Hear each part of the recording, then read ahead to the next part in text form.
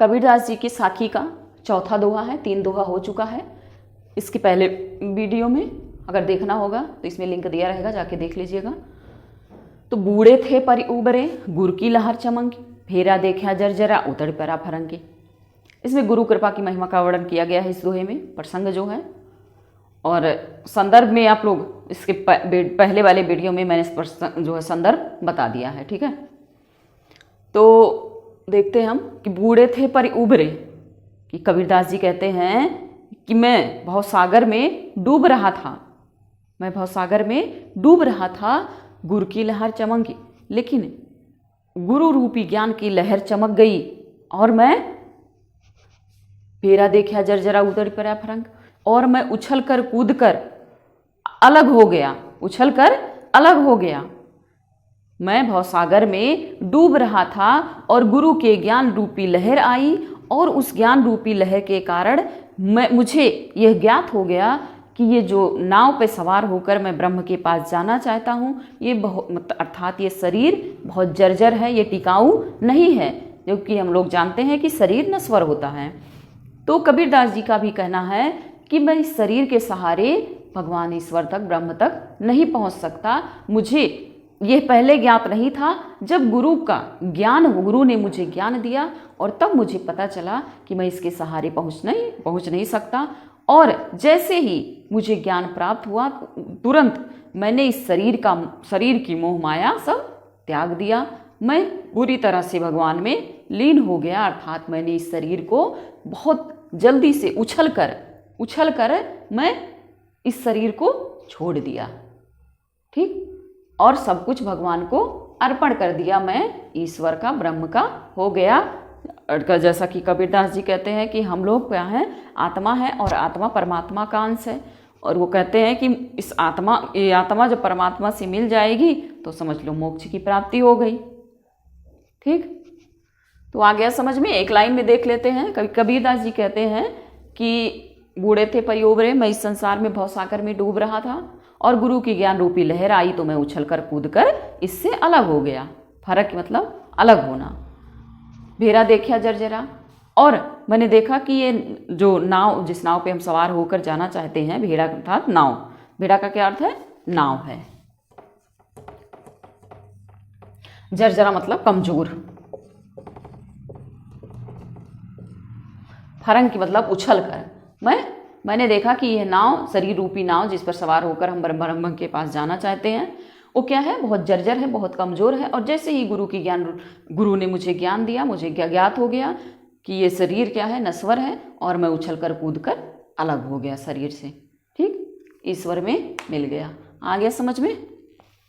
देखते हैं यहाँ पे गुरु की लहर, मतलब गुरु रूपी ज्ञान की लहर।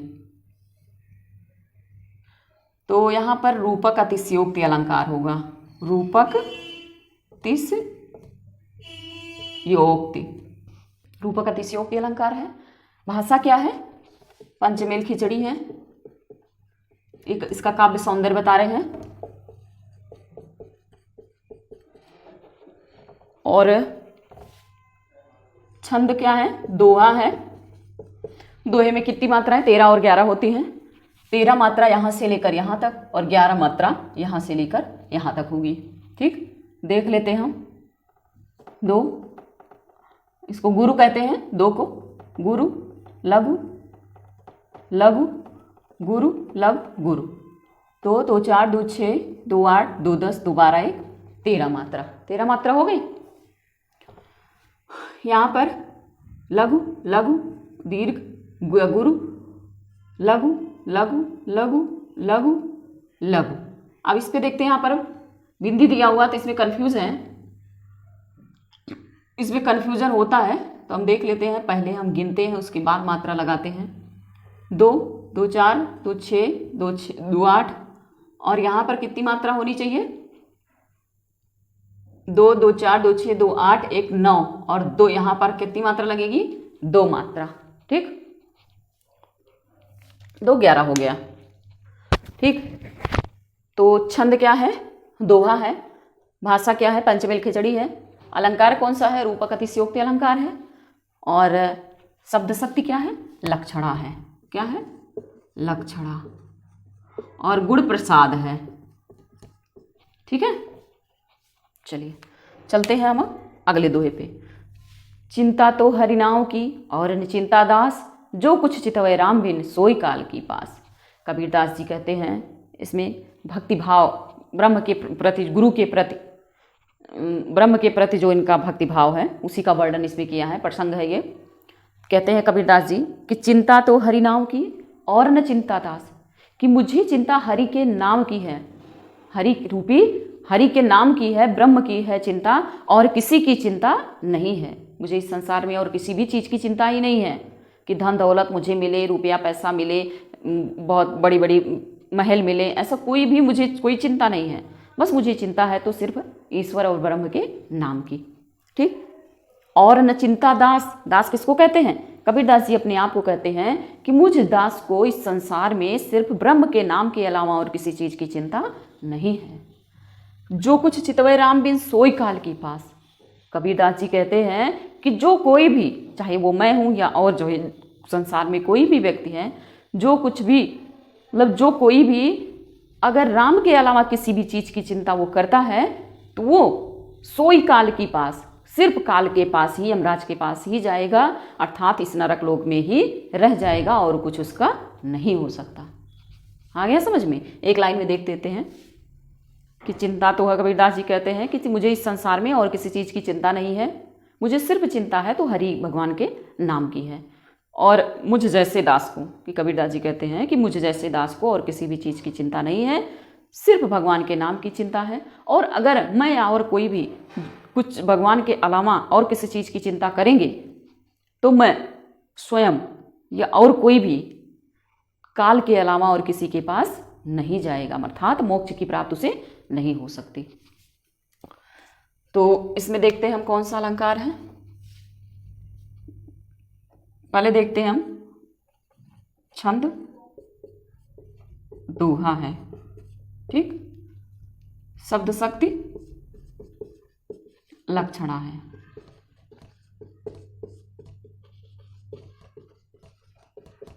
गुण प्रसाद है, भाषा सदुक्कड़ी है।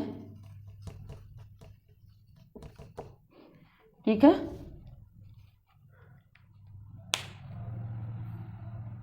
और है हाँ अलंकार। इसमें क्या अलंकार है?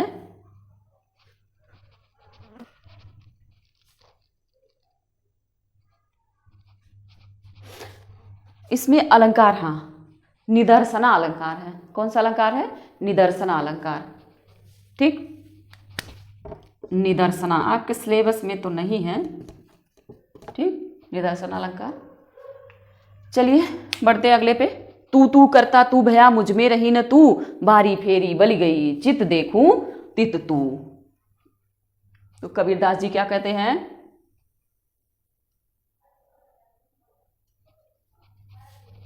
चलिए अगला चलते हैं कि तू तू करता तू भया, मुझ में रही न तू, बारी फेरी बल गई, जित देखूं तित तू। इसमें जो है कबीरदास जी ने ब्रह्म की भक्ति का वर्णन किया है कि मैं भावलीन कैसे हो जाता हूँ। प्रसंग है वही दिए हैं कि तू तू करता। कबीरदास जी कहते हैं कि हे ब्रह्म, मैं तू तू करता करता, मतलब तेरा नाम लेते लेते मैं तेरे जैसा हो गया हूँ। जैसे कहते हैं ना कि किसी के साथ रहते रहते उसी की सारी आदतों को सीख जाते हैं, तो उसी तरह से कबीरदास जी भी कहते हैं कि मैं तू तू करता करता, तेरा नाम लेते लेते मैं तेरे जैसा हो गया हूँ, मुझ में रही न हूँ। यहाँ पे तू नहीं रहेगा, हूँ रहेगा। मुझ में रही न हूँ, कि मेरे अंदर का सारा घमंड अहंकार समाप्त हो गया। जब आत्मा जो है, जब आत्मा को ज्ञान हो गया, उसे ज्ञान हो गया कि मुझे जो है, जो मैं हूँ वो मेरा ये कुछ भी नहीं है, ये सब ईश्वर का ही देन, ईश्वर का दिया हुआ है और एक दिन ईश्वर में मिल जाएगा। जब मुझे ये चीज़ पता चल गई तो मेरे अंदर का सारा घमंड अहंकार समाप्त हो गया। अर्थात जब मुझे ज्ञान प्राप्त हो गया तो मुझे ये पता चल गया कि इस संसार में जो कुछ है वो नश्वर है, अर्थात किसी के साथ कोई भी चीज़ जाने वाला नहीं है। तो मैं तेरे जैसा हो गया, तेरा नाम लेते लेते तेरा जैसा हो गया और मेरे अंदर का सारा घमंड अहंकार समाप्त हो गया। बारी फेरी बल गई, जित देखूं तित तू। बारी फेरी बल गई, मतलब बल गई मतलब जल गई। क्या हो गया? जल गई। तब मेरे अंदर का जितना भी घमंड अहंकार था सारा क्या हुआ? जल गया। जित देखूं तित तू, बारी फेरी मतलब पासा पलट गया। मैं तो तेरे को अपने जैसा बनाना चाहता था, लेकिन मैं तो तेरे जैसा हो गया। पासा पलट गया, मेरे अंदर का सारा घमंड अहंकार समाप्त हो गया। और अब मैं जिधर देखता हूं तू ही तू, हे ईश्वर, हे ब्रह्म, तू ही तू दिखाई देता है, चारों तरफ तू ही दिखाई देता है। यहां पर देखते हम, देखिए इसमें भी छंद दोहा ही है, शब्द शक्ति लक्षणा है, भाषा सदुक्कड़ी है, गुण प्रसाद है, और अलंकार इसमें भी रूपक अतिशयोक्ति अलंकार है। रूप का तिस योक्ति अलंकार है, और भी एक अलंकार है पुनरुक्ति प्रकाश अलंकार। पुनरुक्त प्रकाश अलंकार है। ठीक है, चलिए ठीक है, आप लोग पढ़ लीजिएगा, इसको बढ़िया से समझ में आ जाएगा।